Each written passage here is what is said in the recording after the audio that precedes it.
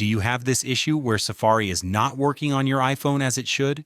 Maybe it's lagging, it won't open websites, or it's showing a blank screen?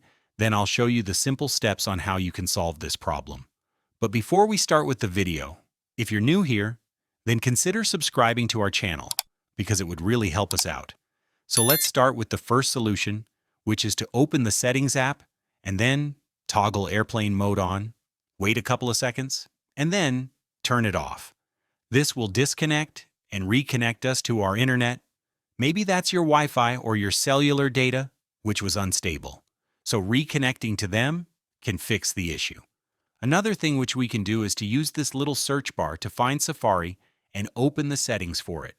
Our job here is to clear the history and website data, because if you haven't done this in a while, it can cause issues and glitches in your browser.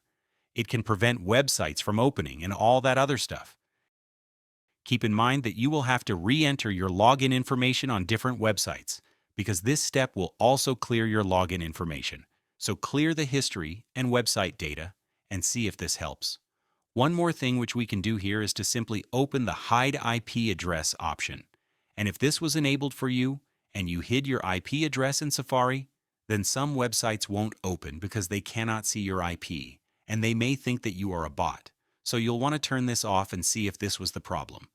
Another reason why Safari won't work is maybe you've disabled it from using the cellular data, so we can easily check that by opening this cellular data, or maybe it's called mobile data for you. So find Safari on the list of apps in here and make sure that it is enabled. There are two more things which you can do if these previous ones didn't work for you. Maybe Safari has some restrictions enabled in the screen time section, so let's find and open screen time, then content and privacy restrictions. After that, click on App Store, Media, Web, and Games, and then find this web content. You want to make sure this is set to unrestricted, because if it was set to these other options, then that's why you had those issues. These two block Safari from loading specific websites, so it's a good idea to set this to unrestricted.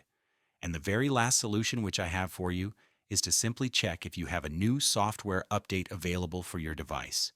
Go to General, Software Update, and then see if Apple released any new updated. These can fix bugs and bring your phone performance improvements, and also fix problems which you may have with Safari or other apps on iPhone. So those are essentially the fixes which I have for you. And if you have anything else, then leave a comment down below so we can help even more people. Thanks a lot for watching this video, and I'll see you in the next one.